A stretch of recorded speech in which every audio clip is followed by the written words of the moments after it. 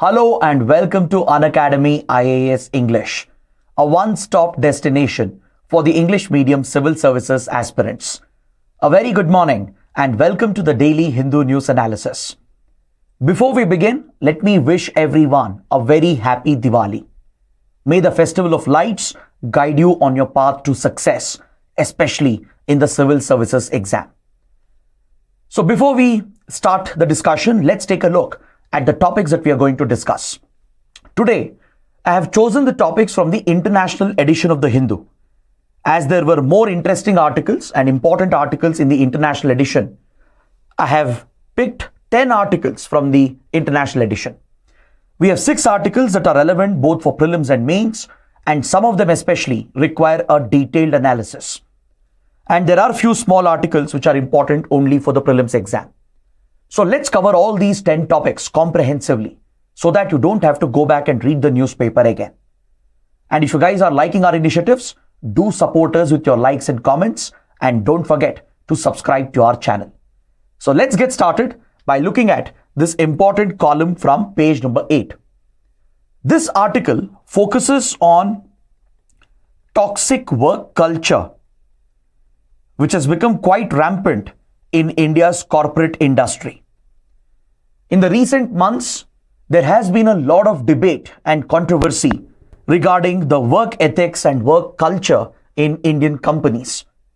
Recently, a young employee at a very top consulting firm, EY, Ernst & Young, lost her life, and her parents blamed the toxic work culture of the company, which took a toll on her health. So this triggered a huge controversy in the country, particularly on social media, and it even pushed the government to stand up and take notice of the allegations of toxic work culture being promoted by the capitalist industries. This is not just a one-off incident. Even though in this particular case in Pune, even though we can't ascertain the details of the allegations, it is very evident that across Indian industry, particularly amongst the tech companies, the startups in India, there has been a prevailing sense that the capitalist entrepreneurs are overburdening their workforce. They are pushing the workforce to work beyond what is considered as normal. And this apparently is taking a toll on the physical and mental health of Indian workers. So the writer here provides a very interesting argument and provides a very unique perspective to understand this problem. But again, I would like to remind you that the author is a little biased. Rather, the author is just focusing on one side of the argument. The author is not looking at a more balanced perspective. So in my discussion, I would like to bring in that balanced perspective, because as UPSC aspirants, you should be well-rounded individuals who can look at any controversial issue from all different possible angles. So let's look at this topic in slight detail. See, the work culture that we are all used to, especially the work culture that stems from so-called MNCs, multinational corporations, the tech giants, the huge corporate conglomerates. You might have experienced this personally, or you might have heard about your relatives or your friends going through these long working hours, which is expected as a normal in the industry. If not every company, at least there are several companies, several organizations which expect the workforce to work harder. Working hard is never a problem. In fact, working hard is a bare necessity, not just for individual progress, but even for the progress of the economy and the nation. At the end of the day, any private enterprise is driven by the profit motive.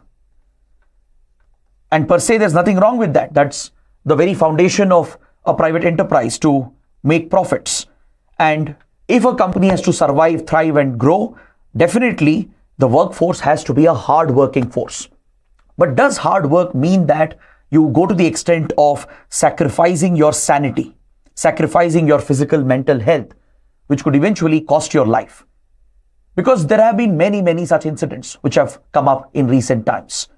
So this is where the writer gives us a historical perspective regarding where this work culture came from. The so-called hustle culture which is often referred to in pop culture as well, where you're expected to keep hustling from day to night without taking a break and keep yourself busy so that you're productive, so that you're making a contribution to the company and the nation. This concept of work culture, hustle culture, is traced back to American capitalism. Especially after the Soviet Union collapsed and United States became the sole superpower, the American model of capitalism, built on its multinational conglomerates, is what promotes the current work culture or hustle culture that you experience in many countries, including in India. You might have heard about several Indian startup founders, several Indian industry leaders also urging Indians to work 70 hours, 60 hours. While this seems to be a mindless target without any empathy for work-life balance, we have also had startup founders ridiculing the concept of work-life balance. But you can definitely understand where their view, their perspective is coming from. Why they expect the organization to be a hard-working unit so that the organization can thrive, the business can thrive. But again, the counter question is, at what cost? To what extent will the workforce be pushed to work beyond what is considered as normal, which could even be considered as abuse and exploitation of the workforce? So definitely it's a very interesting debate. It is a controversial topic. There can be both sides to the argument. But if you look at this American way of pushing oneself harder than what is necessary to achieve growth, to achieve progress, is something that is at the root cause, which is at the very root of this toxic culture that we see in our corporate environment. Now, if you look at several Indian industry leaders and startup founders, they often say that they're inspired by American entrepreneurs like Elon Musk, Steve Jobs, and which also means they have drawn inspiration from their erratic work culture and leadership style, which has been very aggressive, dominant, and even borderline abusive. So this possibly translates into the toxic work culture seen in many Indian companies as well. Now, the writer here takes us back in time. Even before this toxic work culture entered the American way of life, the writer is trying to examine, is there any other historical route from where the concept of hustle culture or work culture comes into place? So here the writer relies upon the theories of Max Weber, a leading sociologist and a political thinker. I'm sure students of public administration and other optional subjects will immediately recognize Max Weber, because his thought with regard to governance, administration is phenomenal. Max Weber pointed out that the concept of working hard for economic gain can be traced back to Christianity, particularly Protestant sect of Christianity.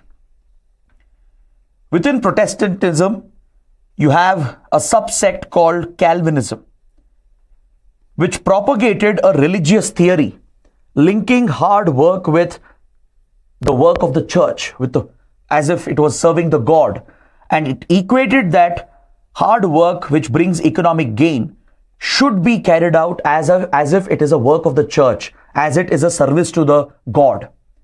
This medieval concept of Protestantism is what influences the current modern trend of toxic work culture. Because if you look at United States, right, which inculcated this philosophy, the US in itself was a colony made up of Europeans. And it is primarily Europeans who brought Protestant ideology into United States. So as US became independent and built its capitalist economy through 1700s, 1800s, it is this Protestant ethic, a religious ethic, that inspired the idea that one should work extremely hard, even at any cost, because you're serving the church, you're working for the God. So if it can bring economic gains and prosperity for the community, you should go to any extent to work as hard as possible. So this is a religious doctrine essentially, which eventually found its way into American capitalism. So this further has trickled down into the culture promoted by MNCs, particularly in the 60s and 70s. The Wall Street inculcated the toxic work ideology, where the focus was on pure profits, maximizing profits for the capitalists at any cost to the worker and the employees. This was seen even during the World War period as well. During the Industrial Revolution, even across Europe, where factory workers were made to overwork and they were underpaid. They were simply paid minimum wages, daily wages for the length of work that they were doing, which was strictly calculated on an hourly basis, whereas the capitalists would corner all the profits. So there's a lot of thought and philosophy available regarding this. If you study public administration, which is a beautiful subject, you study about various thinkers and their critical views of the industrial system that was built in Europe, which was again inspired by the Protestant work ethic.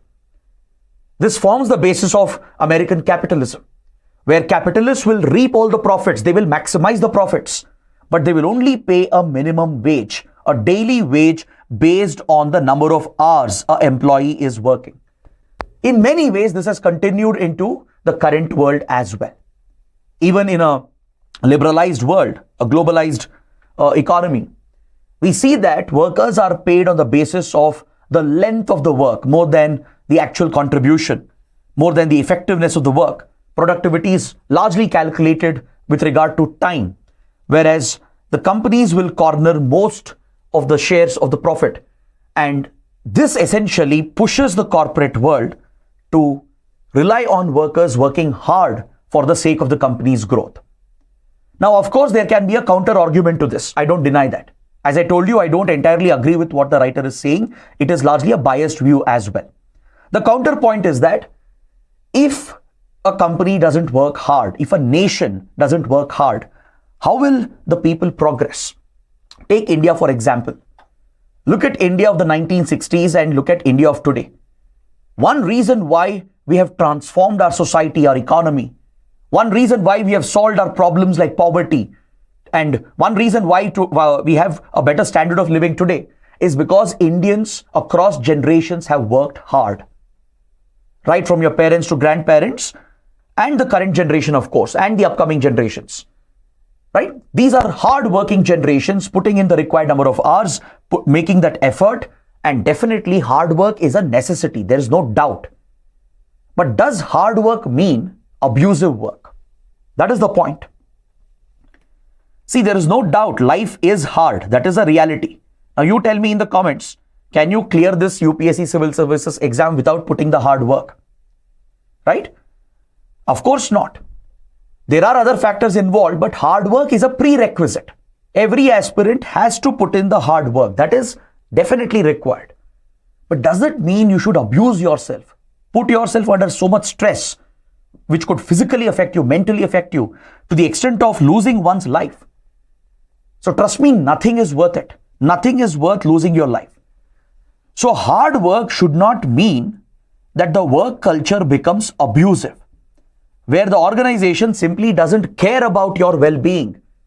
They look at it as a transactional relationship where they are paying some money for the hours you're putting in and reaping all the profits. So this is the other extreme. So what we need is a fine balance. No country has progressed without hard work, right? But in general, the Asian style of working, if you have heard about the APEC work culture in Japan, South Korea, China, Southeast Asia, it is almost abusive and exploitative. India is getting closer to it. United States has always believed in that model of work. The only region which probably stands out is the European region, particularly West Europe. Some of the developed industrialized economies in West Europe and even countries like Australia, they have been able to strike a better work-life balance where they put in hard work. Now, you can't say Europeans and Australians don't work hard. They work extremely hard, but they also ensure they balance it with their personal life. So the point here is, where has US gotten by working hard, by following this MNC culture, work culture, which is even toxic? Has US really become the most developed country, the most richest country in the world? The answer is no. If you look at per capita income, US stands at 12th globally. There are 11 countries ahead of United States with regard to GNP per capita. So despite following this toxic culture, there are other countries, especially West European countries, which are way ahead of the United States, especially Scandinavian countries, Denmark, Norway, Finland, Sweden, and other West European democracies, Belgium, Netherlands, even Austria, Switzerland. They are way ahead of United States despite having a good work-life balance, despite strongly being against the toxic work culture. And also, if you look at America's productivity, right, there are many other countries which are ahead of United States. So the writer says, then what is the point? You're losing your life, you're sacrificing everything, your family, your personal time, your mental, emotional health, your physical health, and eventually neither your income is going up nor the country is really the top ranking country. So the writer says that there are other ways of working hard. Working hard doesn't mean that you should abuse yourself almost to the extent of killing that employee. This is a very critical point, and I feel this assessment is very important in the Indian context as well. As India has set its sight on becoming a developed nation by 2047, right? It is definitely a duty of every citizen to work hard, to contribute to nation building, to contribute to the economy and to oneself. But at the same time, the need to work hard shouldn't mean that employees are abused and overworked without adequate compensation, without adequate time offs. So this is where the writer says the government should regulate the corporate industry. The work hours should be regulated, even though there are laws in place. Many of them are not strictly enforceable. In the interest of promoting ease of doing business, central and state governments provide a lot of leeway for the companies, which often gets exploited. In many cases, employees don't get paid the overtime or OT for putting in additional work hours. Putting in additional work hours is expected as a normal without any additional pay. So this unfairness and the consideration of work-life balance is what is needed to reform the Indian industry. So the writer does make a valid point that not only should employees be compensated for the additional work they are forced to put in, and at the same time, the writer says there should be a work-life balance. There should be adequate focus on the welfare of the employee, the well-being, physical and mental and emotional well-being of the employee, with adequate time for personal liabilities as well. So Karl Marx, who pioneered Marxism, the fundamental theory in communism and socialism, also spoke about the capitalist exploitation of the worker. Karl Marx had pointed out how capitalists are driven by the profit motive, how they will go to any extent to maximize profits, even to the extent of abusing, exploiting the workers. Of course, Karl Marx's views were based on that particular era, but some of the thoughts are still relevant, very valid even today. The workers get a very small share of the entire revenue being generated by the business, where they are paid daily wages on a work hour basis or the length of the duration they have worked, whereas the capitalists will corner all the profits. So there is a need to reform the industry, because especially after India introduced LPG reforms post 1991, as foreign investment came into India, we ended up importing the toxic work culture. That's exactly what I was telling you. I told you that many Indian founders, they have taken wrong inspiration from erratic business leaders like Steve Jobs and Elon Musk. See, many of us look up to such business leaders, right? But at the same time, you should be aware that several tech giants and top industry leaders in the US have been very erratic, known for their erratic tendencies and very poor leadership skills. They might have grown the company and the business, but the work ethics, the model they followed, the likes of Elon Musk and Steve Jobs, is not something that one should aspire to be. So this inspiration is what the writer is referring to, that India has imported this toxic work culture.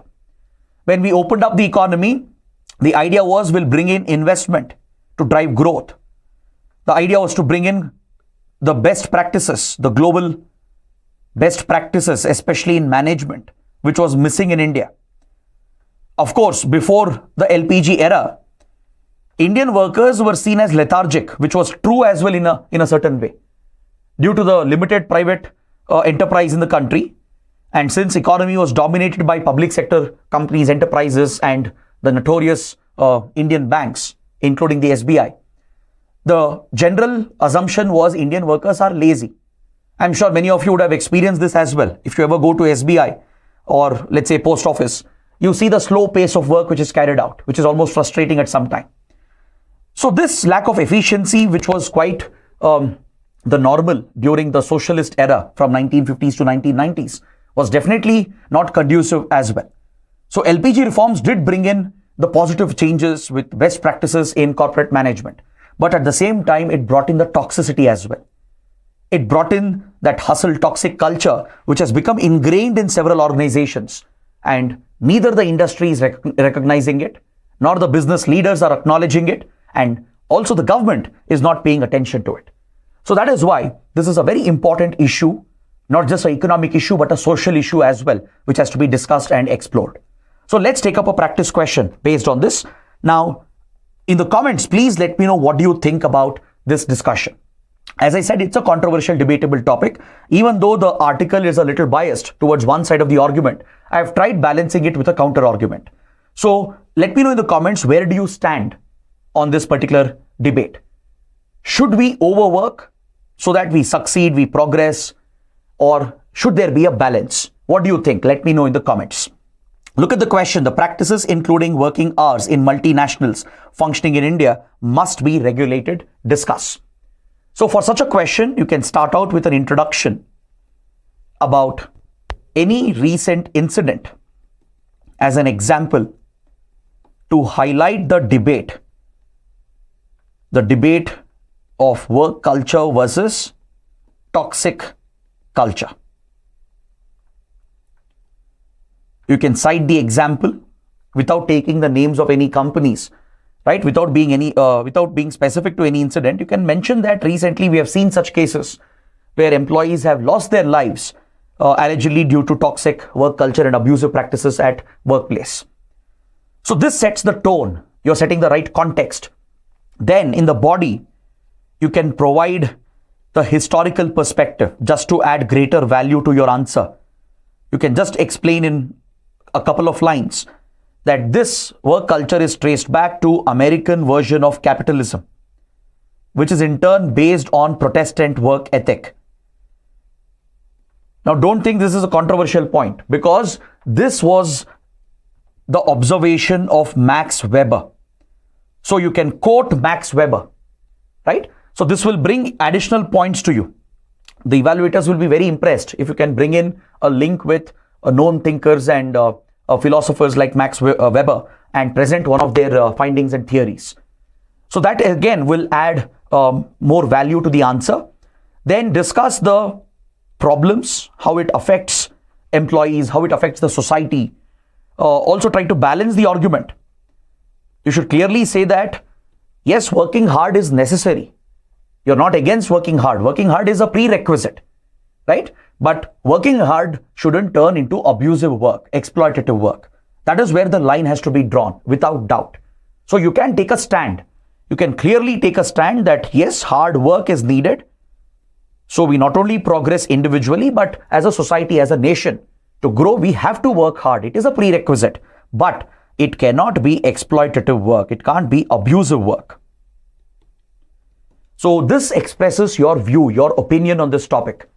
And finally, conclude the answer.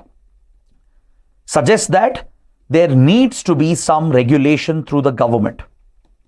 There needs to be regulation of the work practices, the work ethics in the industry. There has to be self-regulation as well within the industry. Even without government involvement, industry leaders have to show the responsibility to be mindful of the needs of their employees and to take care of their well-being, their personal well-being as well, right? So that would make for a good conclusion, and this is more than sufficient for this particular question. Now let's move on quickly and look at the next article. On page number 8, there's an article related to case pendency in our courts. As you know, Indian judiciary is overburdened. There are lakhs of cases pending, and these delays in the hearings, in passing the judgments, in enforcing the judgments, has eventually led to denial of justice. As they say, delayed justice is denied justice. So this issue was recently brought up by President of India, Draupadi Murmu. If you guys remember, a few weeks ago, I had covered this topic in detail. Draupadi Murmu was referring to the massive backlog of cases and the pendency. And this, in a way, deters the common man from approaching the courts. In fact, President of India even used a term for this. I had discussed this in detail. So can you find out what was the term, the syndrome that President of India was referring to? President of India said that Indians are scared to approach the courts because they are fearing that justice will never be available to them because of the pendency and the backlog of cases, the never-ending court battles. So it deters people from even approaching the courts. So for this phenomena, there was a term that was used by the President of India, which I discussed in detail a few weeks ago. So please find out what is this term and mention that in the comments. Let's see how many of you know about this syndrome. So this is a very genuine point that was raised by the President of India. The huge backlog of cases, the pendency of cases, and how it affects justice delivery. So let's dive a little deep into this topic and understand why do we have such a big backlog of cases and why so many cases are pending. To understand and discuss this topic, first you should know what kind of courts do we have in the country. Because in any country, there will be different types of courts for different purposes. Right? There would be a hierarchy of courts from the lower level to the higher level. There would be specialized courts as well.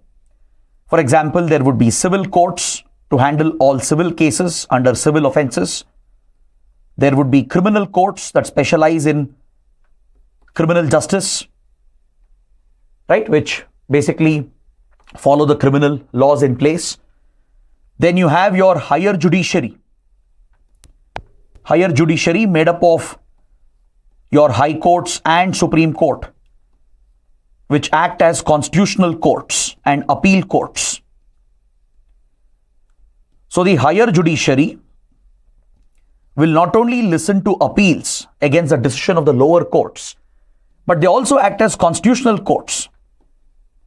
They look at important constitutional issues. They have writ jurisdiction, right? So these are the various cases handled by the higher judiciary. Then you also have tribunals. We set up the tribunal system through the 42nd Constitutional Amendment Act of 1976 to provide for specialized justice delivery, especially where specialization is necessary. For example, in environmental law, intellectual property law, right? Wherever a degree of specialization is needed, and also to reduce the burden on the judiciary, to reduce the pendency and backlog, right? And the overall burden on the judiciary, these tribunals were set up so that it brings a degree of expertise and specialization as well and reduces the burden on the judiciary. Then we also have special courts. There are various special courts in the country. For example, under NIA, under the NIA Act, which is the act that established National Investigation Agency, our elite anti-terror law enforcement agency. There are special NIA courts to prosecute the terror cases. So the prosecution can be fast-tracked and quick punishments can be delivered to the terrorists. So under specific statutes, specific laws, special courts can be constituted to fast-track the cases. And even on a case-to-case basis, for certain high-profile cases where public pressure is very high, special courts are set up and fast-track courts are created. So these are the different types of courts that exist from the lower level to the higher level. We also have certain laws that prescribe a timeline, a deadline within which the cases have to be adjudicated and decided, and the judgment has to be pronounced. To ensure that there is timely delivery of justice, there are few laws that clearly specify a deadline, a time period within which the adjudication should be completed by the courts. But despite having this, despite having these deadlines under laws, despite having so many courts, there are lakhs of cases pending. Believe it or not, it will take an average of 6 to 7 years for a case to be decided by a high court. This is the average time that you're looking at. Now you tell me how many people will have the patience, the resources to fight such prolonged legal battles. This will automatically deter people from approaching the courts. No wonder people feel it's better not to go to courts, even at the cost of suffering injustice, because approaching the court itself becomes a form of punishment. So this is something that has to be addressed on priority. So to address the problem, first we should identify the root causes. What's contributing to such case pendency? There are 5 specific reasons according to the writer. Point number 1, our judge to population ratio is amongst the poorest in the world. The number of judges we have for our population is simply insufficient. We just have around 21 judges per million population. The global average is much higher. In fact, the 120th Law Commission report had recommended at least 50 judges per million population. So we basically have less than half of that number, which was recommended by the Law Commission of India. So no wonder our judges are overworked.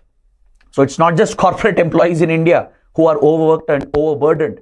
Even our judges, right up to Supreme Court judges, are overworked and overburdened.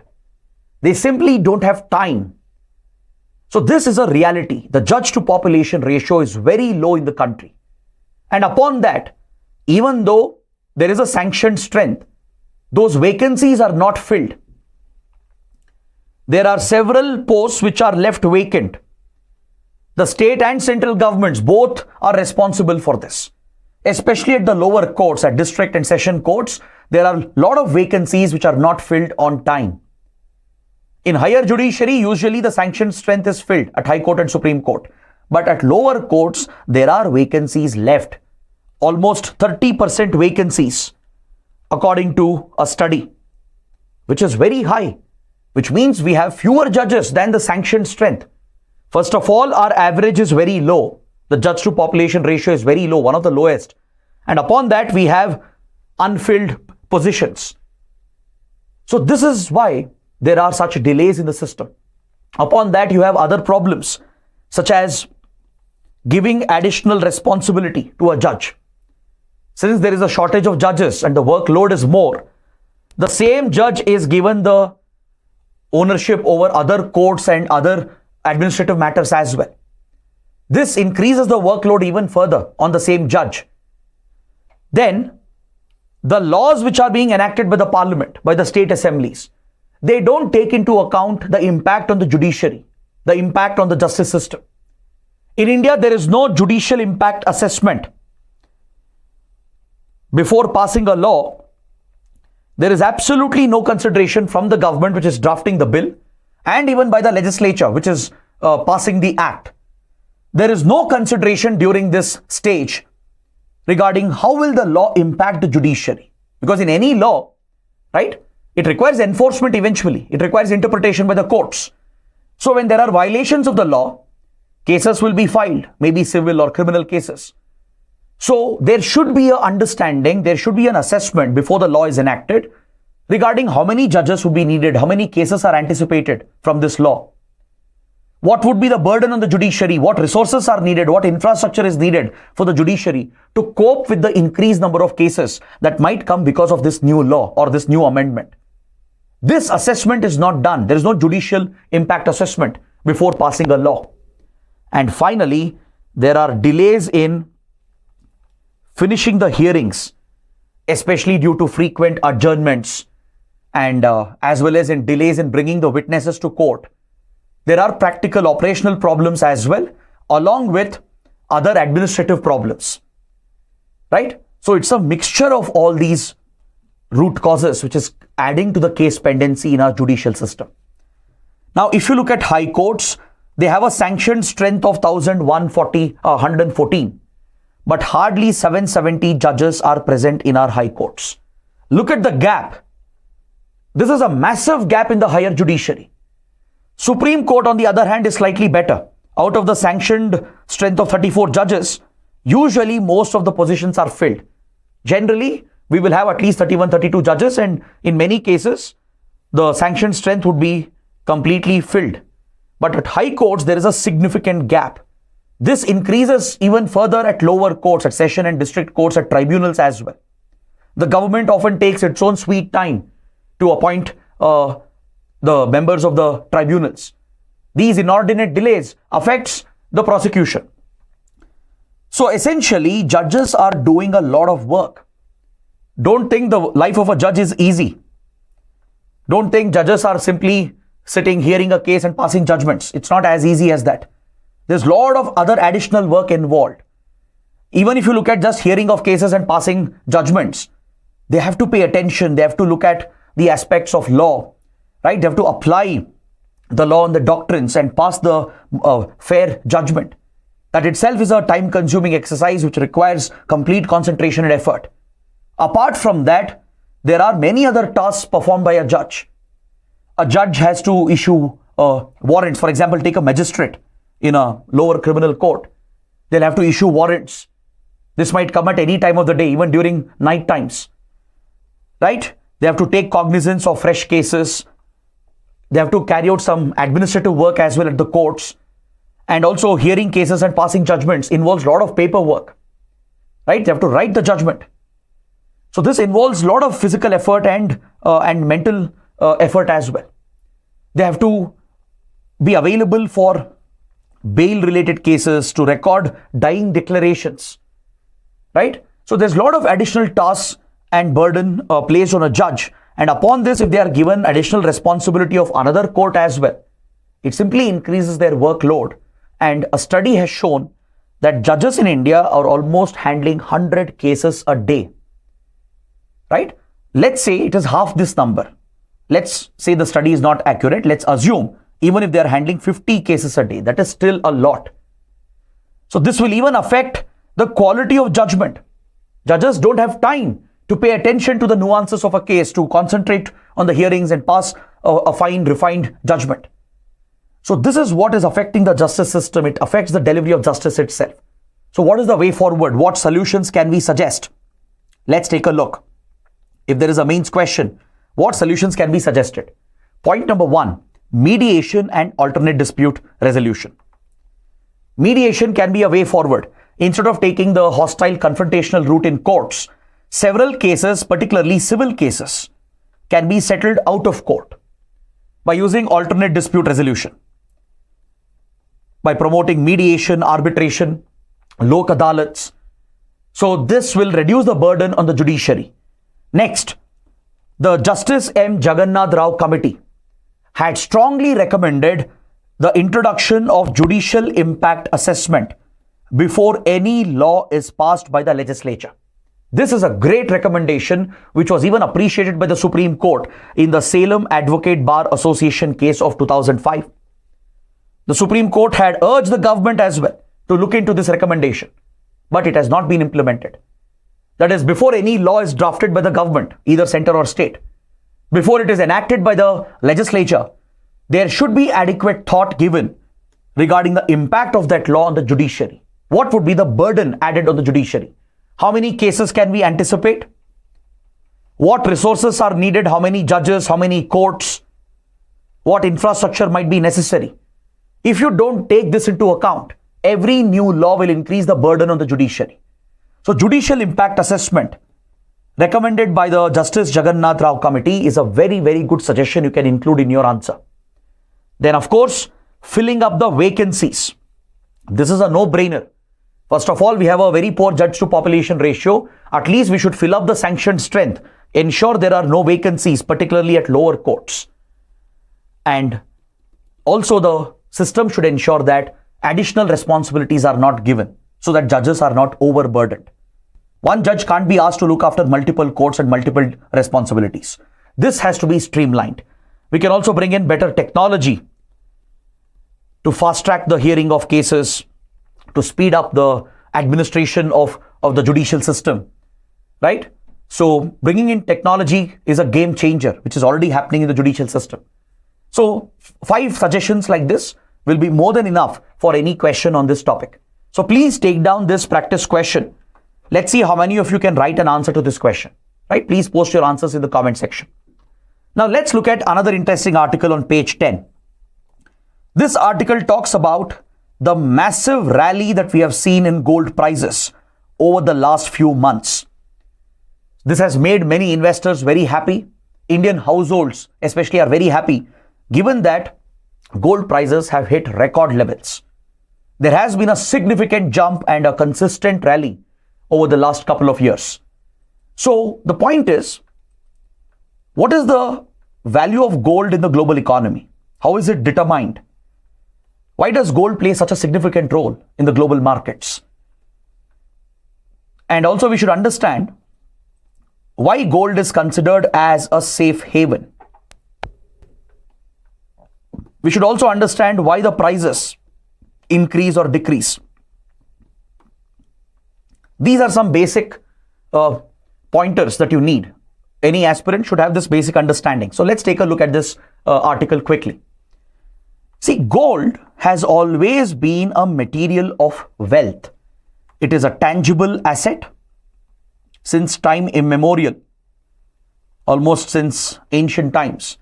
Gold has always been a precious metal, a tangible asset, and a store of value. Given its limited availability, right, definitely the demand goes up, shooting up its prices. So this is all about supply demand. Anything which is in shortage will always have more value, more demand, and when the demand keeps on increasing with limited supply or almost no increase in supply, definitely prices will shoot up. But why is gold considered as a safe haven? It's because of gold's inherent value.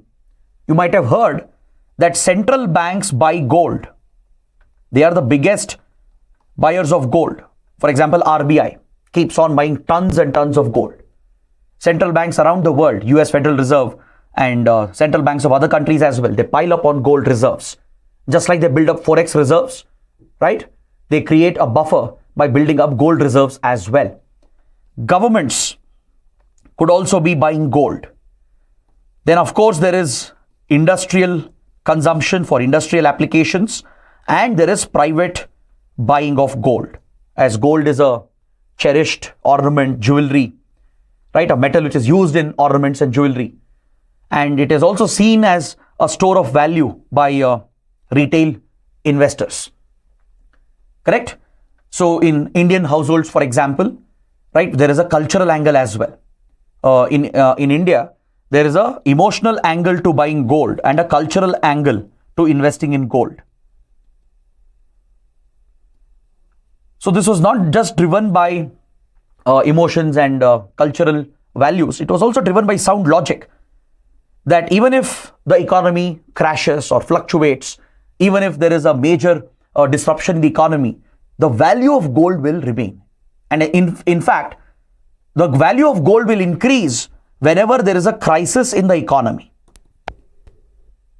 Is that clear? Because whenever there is turbulence in the markets, in the economy, value of gold will always shoot up.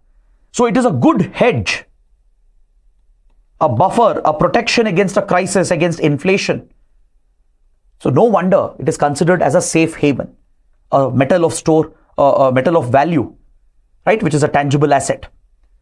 So that's why even our elders, they keep insisting that you should buy gold, you should invest in gold. Many of us may not agree with it because we may look at other attractive options from equity to real estate, etc. But gold as a store of value has always maintained its leading position. Central banks, they essentially match up the assets with their gold reserves. Governments invest in them. Companies need it. There's a lot of private consumption. India is one of the largest private consumers of gold, according to World Gold Council. The demand in India is massive. Now, this is where I would like to help you understand an important concept. There is a correlation between interest rates, especially that of the US Federal Reserve, and the prices of gold. See, now we understood what determines the prices. It is basically supply demand, the market forces, right? Market forces will determine the eventual prices. Now, the point is there any connection between central bank rates and gold prices? The answer is yes, there is a connection. There is an inverse relationship. There is an inverse relationship between interest rates announced by central banks like US Federal Reserve and the prices of gold. What do you mean by this inverse relationship? For example, look at the graph given over here. It's a very informative graph. If interest rates are increased, if the central bank is focused on tackling inflation, reducing liquidity, if it adopts a conservative policy and increases the interest rate, immediately the value of gold will drop. Why? Because bonds will become more attractive. They will fetch more returns compared to gold. Gold's returns will become nullified when interest rates go up in the market. So people will dump gold and shift towards bonds and other investment options. But the opposite is also true. If interest rates decline, if interest rates go below a certain point, right, then definitely people will rush back towards gold as they see gold as a hedge against the monetary policy of the central bank. Gold will give better returns in that case. Now, currently, why are we experiencing this massive rally in gold prices? If I'm not wrong, in the last 15 to 18 months, gold prices have gone up by almost 2,000 rupees per gram, which is a massive jump, right? It is overtaking your equity markets. It's ahead of even Nifty in a particular time period. So this phenomenal performance is a result of global risk factors. The global risk to the economy has gone up, especially because of wars, uncertainties, etc. The last 4 years have been very volatile in the global economy, be it the COVID pandemic, the supply chain disruptions, Russia-Ukraine war, Gaza war, and the fears of a recession, the fears of declining demand in key markets like China, US, right? The fears of a global recession. They've all been driving the fear element, creating turmoil in the global markets. So whenever such crisis or turmoil happens, people will immediately rush towards gold because everybody looks at gold as a safe haven. It's not just your parents or your families which look at gold as a safe haven. Even central banks and governments look at gold as a safe haven. So obviously, during such times of crisis, demand will increase.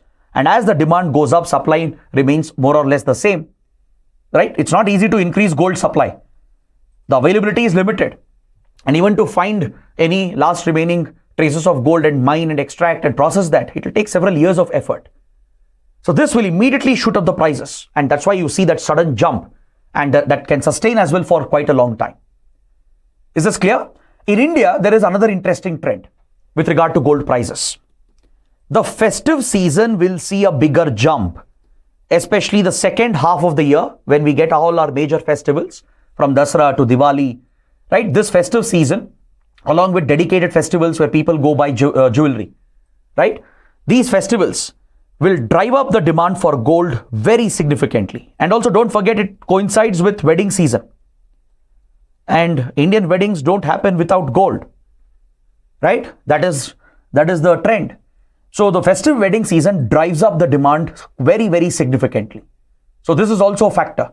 And within India, there's another reason as well this year, because the government of India reduced the import duty on gold. If you remember this year's budget presented by Finance Minister Nirmala Sitharaman, the import duty on gold was brought down, which has definitely boosted gold imports. And the gold is being consumed as well, because now gold has become slightly cheaper as the import cost goes down. People start buying more, demand goes up, and again shoots up the prices. So these are the various factors why gold prices have jumped. So this understanding is important both for prelims and mains. Next, We have 3 articles from international relations, but we just need an overall understanding. We need not go in depth. There are 3 updates from IR, which is relevant for our exams. So let me quickly give those updates and then we'll jump to the prelim section. We have an editorial in today's newspaper regarding India's renewed focus on Europe in our foreign policy. In recent months, India has been prioritizing Europe. During last year's G20, we have launched the IMEC corridor, which will connect India with Europe through West Asia. Recently, PM Modi visited several East and Central European countries, which we have been covering over the last few months. PM Modi not only visited Russia, which is a Eurasian power, but he also visited Austria and Poland. And more importantly, he visited Ukraine as well in the middle of the conflict. So India's diplomacy towards East and Central Europe has been strengthened significantly over the last few months, and this signals a shift in India's diplomacy towards Europe. We have focused on many other countries, including Greece, Italy, and others towards the Mediterranean. And recently, 2 European leaders visited India in the last few days. The Chancellor of Germany, Olaf Scholz, and the Prime Minister of Spain. 2 important European leaders of 2 major European countries, which are members of European Union, visited India back to back. During both these visits, India focused on the economic relationship. With Germany, India has prioritized increasing the trade volume. Germany can be a key partner with regard to high-end technology, be it in engineering, automobiles, and critical emerging technologies, clean energy. Germany is a leader, and India and Germany are collaborating. There are a lot of investments that Indian companies have made in Germany, German companies have made in India. A lot of Indian students go to Germany to study and work. So mobility, migration and mobility is a part of the relationship. So a lot of agreements were signed to promote science and tech collaboration, investments, migration and mobility. So we are driving our ties with Germany, which is a leading European power and one of the most powerful countries in the European Union. Then the visit of Spanish PM was equally significant, because during this visit, the Airbus Tata joint project was inaugurated by the leaders of India and Spain. Airbus, which is a major aerospace defense company, it has transferred the technology of C-295 transport aircraft, which we covered in our analysis. And this critical transport aircraft being procured for Indian Air Force is going to be built indigenously by Tata in Gujarat. This joint collaboration between Airbus and Tata is a major advancement in India-Spain relations. This will not only meet the requirement of Indian Air Force for modern transport planes, it will boost defense indigenization, create jobs in the country. So both India and Spain have signed several agreements as well. And also on global issues like Ukraine war, Gaza war, we might have differences, but we still have found ways to work with each other. Like Germany has been very critical of Russia, but India doesn't criticize Russia. Germany largely stands with Israel, whereas India takes a more balanced position on Israel-Palestine issue.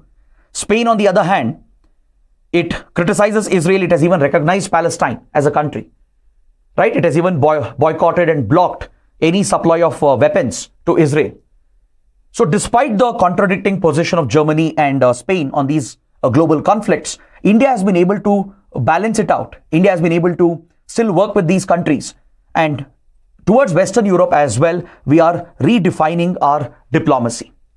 So what you're seeing is that a new approach towards Europe as a continent. And this is very, very crucial because Europe is a massive market, one of the largest markets for Indian exports. We are negotiating a free trade agreement, a broad-based trade and investment agreement, which has been going on from many, many years. So if we want to finalize the free trade agreement with EU, right, we will have to work with the individual countries as well, like Germany, Spain, and others. So this is what you should be aware of. For many years, Europe was a very low priority for Indian diplomacy. But now, in the last few years, we have given a lot of priority to Europe, all parts of Europe, East, Central, Mediterranean, and as well as the western part of Europe, right? That explains the changes in Indian diplomacy as well. Next, on the front page itself of the international edition, we have some good news regarding India-China relations. Recently, we studied that at the BRICS 2024 Kazan summit, leaders of India and China, they announced the normalization of the military standoff, the tensions along the line of actual control in Ladakh. So when we analyzed this topic few days ago, I told you that I'm a little skeptical whether the agreement will actually work, whether it will actually lead to disengagement, right? But now it appears that India, China, they have indeed made progress. They have even implemented their commitments. Both sides have completed the disengagement, especially at Demchok and Depsang Plain. These were the two remaining flashpoints where the standoff was not resolved. Since 2020, we were locked in a tense standoff at multiple locations, including Galwan Valley, Hot Springs, Panongso Lake. So the issues at these friction points was resolved over the last 3 to 4 years. We in fact even disengaged the troops and pulled the troops back and created a buffer zone as well. But until recently, the friction at Demchok and Depsang Plain continued. And finally, before the BRICS summit last week, we have found a solution and we have agreed to complete the disengagement, and this process has been completed on the ground. Indian Army has pulled back, the PLA, People's Liberation Army, also has pulled back, and they are going to restore normal patrolling that existed before May 2020. The points which are being patrolled by Indian Army and PLA prior to the clashes, that patrolling will resume, and they're also restarting the confidence building measures, which is part of the 1996 agreement. As part of confidence building measures, Indian Army and PLA would often exchange pleasantries. They would jointly celebrate festivals. So this time, now that the crisis is getting resolved, Indian Army has decided to mark the Diwali festival with the Chinese soldiers. This has been a common practice as part of confidence building measures. Even during Chinese New Year, Indian soldiers are invited by the PLA. Right, when things were normal, we used to jointly celebrate festivals. Even we even used to have sporting events, joint sporting events between Indian Army and PLA. Right, this was designed to build trust and confidence at the border level. This was completely broken from 2020. In fact, from 2017 itself, as China got aggressive against India. So now there is great positive news because of the breakthrough at BRICS summit and the recent agreement between India and China to restore normal patrolling. Both sides have completed the disengagement process, and the Indian Army will celebrate Diwali festival with PLA at the 5 border meeting points that are present along the line of actual control. There are 5 border meeting points. We have at Bamla and Kibitu in Arunachal Pradesh, then Chusul and Daulat Beg Oldi in Ladakh, and Nathula in Sikkim. These are the 5 border meeting points where Indian Army and Chinese PLA engage with each other. So at these points, both sides will celebrate the Diwali festival, and it will build confidence and trust so that we can de-induct the troops and completely pull the troops back and restore normal patrolling. So this is the update with regard to India-China border tensions. Now coming to another article, US has repatriated 1,000 plus Indians who were trying to enter the country illegally. Illegal migration from India into United States has become a nightmare, especially in the last 3 years. Not just US, even European countries and many developed countries are witnessing a massive surge in Indians trying to enter developed countries as illegal migrants. Now, this is something which is very concerning, right? So, if you look at the data, over the last decade, we have seen a sudden and exponential jump. Post-COVID, the number of Indians looking for an aspirational life abroad has gone up, and especially several low-skilled and low-qualified Indian workers, they are taking extreme risks to enter other countries. See, this has to do with the aspiration and the fantasy of working abroad, staying abroad, which has become a matter of pride in many cultures, in many states, and in many families as well. You look at Punjab, you look at Gujarat, Andhra Pradesh. especially in these states, even in Kerala, right? It's a matter of pride. It's a matter of one's prestige and ego, right? That you should be working abroad. You should have relatives abroad. So this has driven a very concerning trend where people are paying lakhs of rupees to middlemen, to human traffickers, taking the risky route to get trafficked into another country. They are taking the donkey route, right? They are trying to enter US either to the Mexico border by taking a risky route through Central America and Mexico, or they try to take the Canadian route from the US-Canada border. Many Indians have even lost their lives while making this risky journey. They have lost lakhs of rupees by paying the human traffickers, right, who try to smuggle them into US and other countries, even in Europe. So my point is, instead of paying 60, 80 lakh rupees, right, to get smuggled into another country, that too illegally and facing a risk, it's better you invest that money and lead a good life in India. But still, why are Indians moving in such large numbers? Look at the data. Last year, 96,000 Indians were arrested and detained and deported by US authorities. Just few days ago, the Department of Homeland Security had to hire a chartered plane to send 1,000 plus Indians back to the country. If they keep repeating the offense, there are repeat offenders, by the way. Even after getting deported, they make another attempt. Repeat offenders will be criminally prosecuted. So in 2024 as well, 90,000 Indians have been detected as illegal migrants. This is just the official data. Imagine how many more would have sneaked into the United States. How many would have overstayed their visa and staying illegally in the US. The numbers are staggering, mind-blowing numbers. Across Europe, it's again thousands and thousands of Indians. Most European countries have become worried. That is why they are insisting on migration mobility agreements to track any illegal migration and to act against illegal migrants. That's why they are hesitant to sign free trade agreements with India, because it might create an easy route. So on one hand, there are high-skilled Indians with good education, good skills, right, who contribute to the economy of other countries. For example, in US itself, the Indian community is one of the best performing community, the well-to-do community, right? Indians play a critical role in building the US economy and they contribute on both sides of the relationship.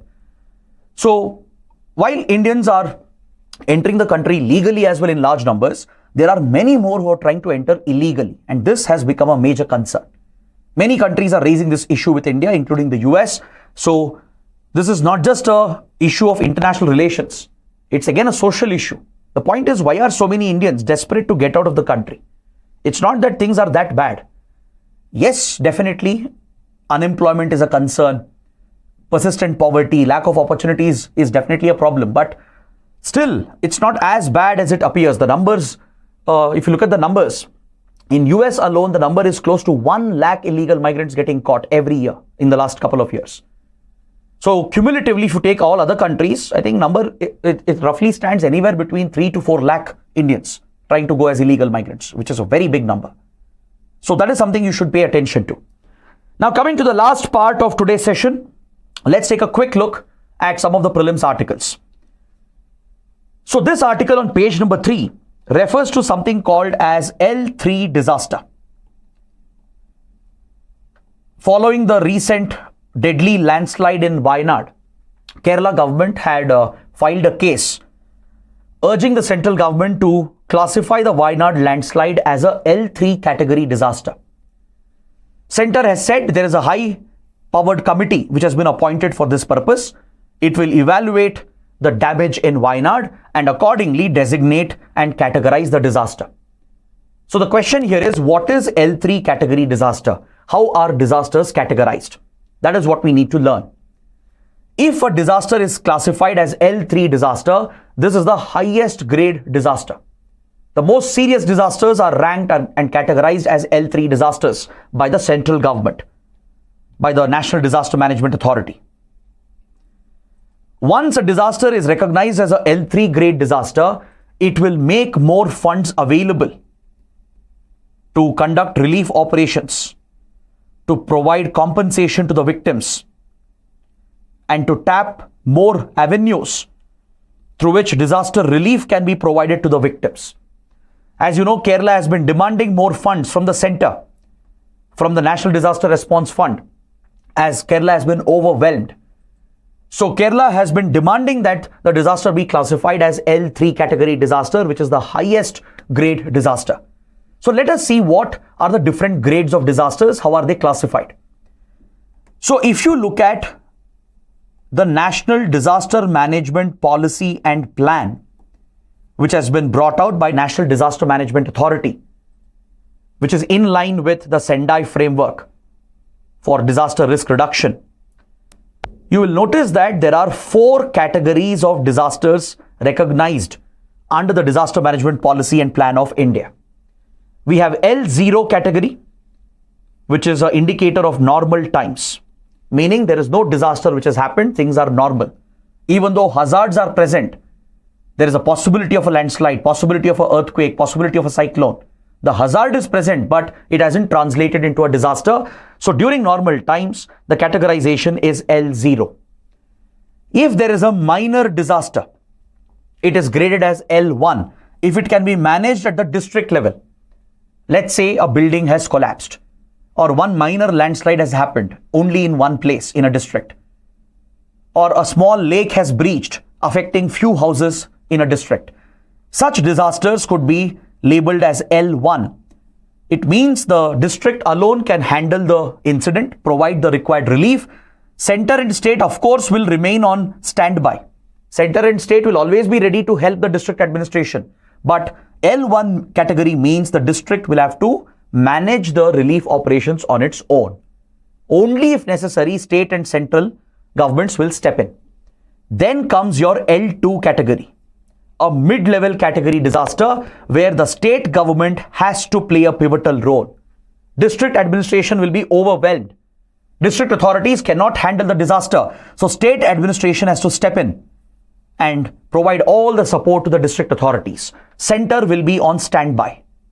Center will provide assistance only if necessary, but the state has to lead the efforts. Then comes the highest category, the L3, which means it is a deadly, large-scale disaster with a massive impact. This is where center plays a bigger role, provides more funds and resources to the state and district authorities so that they can provide the required relief and compensation to the affected victims. So this is the categorization of disasters, L0 to L3. Please remember this. Next article, India has joined the steering committee of ARIN. What is ARIN? ARIN stands for Asset Recovery Interagency Network. ARIN stands for Asset Recovery Interagency Network. Let me explain this quickly. So this is an interagency network for Asia Pacific region. So India has joined the steering committee of ARIN Asia Pacific. Now, what is this interagency network? What does it do? It essentially enables the recovery of assets, which are the proceeds of financial fraud, which are the proceeds of money laundering, etc. Especially organized crime, transnational organized crime, would have contributed to illegal wealth, black money, and laundered assets.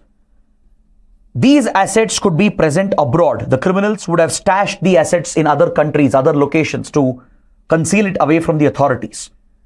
So when authorities are investigating those cases, if we have to freeze those assets, freeze a bank account or freeze certain properties and investments, and if you have to recover them, then you need global cooperation. In the case of India, it is the Enforcement Directorate, which is primarily responsible for tackling money laundering, foreign exchange violations under PMLA and FEMA. So ED will require global cooperation from authorities around the world, and that is why this network is created.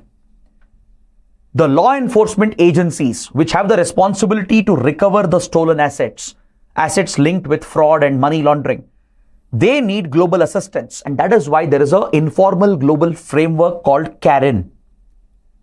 CARIN stands for Camden Asset Recovery Network. It's a global informal network.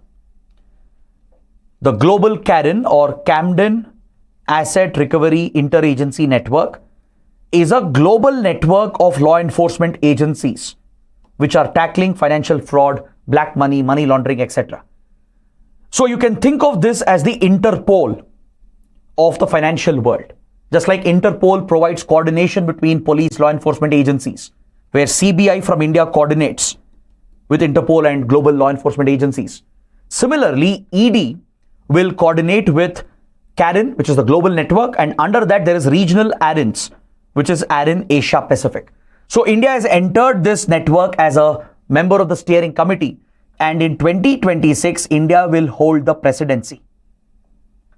India will host the meeting of ARIN Asia Pacific. So this platform will enable Enforcement Directorate to recover stolen assets, laundered assets, and bring those frozen assets, recover them, bring them back to India and attach them as proceeds of crime to the ongoing cases. This will help in tackling money laundering, organized crime, illicit creation of wealth and black money. That is what we need to learn. Next, there is a reference to a space station, the Tiangong space station, in this article on page number 7. So just know that Chinese Space Agency has deployed and built this space station. That's the basic fact you need to know. The article simply says a new crew has been sent. Article is not relevant. But just for your prelims, for an important fact, please note down that China's International Space Station is known as the Tiangong. Now, can you find out the name of ISRO's upcoming International Space Station? ISRO also has announced an ambitious plan recently to build a space station similar to Tiangong, similar to the ISS, which is led by US and other countries. So India wants to build its own International Space Station. So what is the name which has been assigned to India's International Space Station, which is the upcoming project? Please let me know in the comments. Now, the last article on page 14, Venezuela has retaliated against Brazil after it blocked and vetoed its membership to the BRICS grouping. As you know, recently, BRICS summit was held in Kazan, Russia, and Venezuela, along with many other countries, had applied for membership. But Venezuela's membership was vetoed by Brazil, and obviously Venezuela is angry at Brazil. See, Venezuela is going through a major crisis. Its economy has collapsed. There is massive inflation, economic mismanagement and corruption. Plus, there is an authoritarian leader, Nicolas Maduro, who has become dictatorial, crushed democracy and basic rights. And in recent Venezuelan elections, it has been alleged that Nicolas Maduro, his party and government have manipulated the elections. So this is a strong indictment of Venezuela's track record with democracy and human rights. So as a result, across Latin America, Venezuela is facing a boycott. Many South American countries have almost boycotted Venezuela, especially after the recent allegations of election manipulation. So Brazil, which otherwise was friendly to Venezuela, both are friendly neighboring countries, at the BRICS group, it has vetoed Venezuela's membership, though other members had approved it, because Venezuela has very, very close ties with Russia, Iran and China. Right? Last year, BRICS was expanded. New members were added like Iran, UAE, Egypt, Ethiopia and others. So now many countries are showing interest as well. And Russia, China, Iran were backing Venezuela's membership. But Brazil has vetoed its membership. This could also be a balancing act of Brazil, because Brazil wants to maintain a balance with US on one side, China and Russia on the other side. So this could be the reason why Brazil vetoed Venezuela's membership to BRICS. So it is a relevant development given that India is also a member of BRICS. Now, this brings my discussion to an end. So you can join my Telegram channel by scanning the QR code, or you can just search for Current Affairs, UPSC Current Affairs by Chethan Sir. So I'll be sharing some updates, notes and quizzes as well. So do join the Telegram channel and do let me know how the session went. I hope you guys have liked the session, understood everything. So that is it for today. Thanks for watching. We'll see you tomorrow. Till then, take care. Have a good day.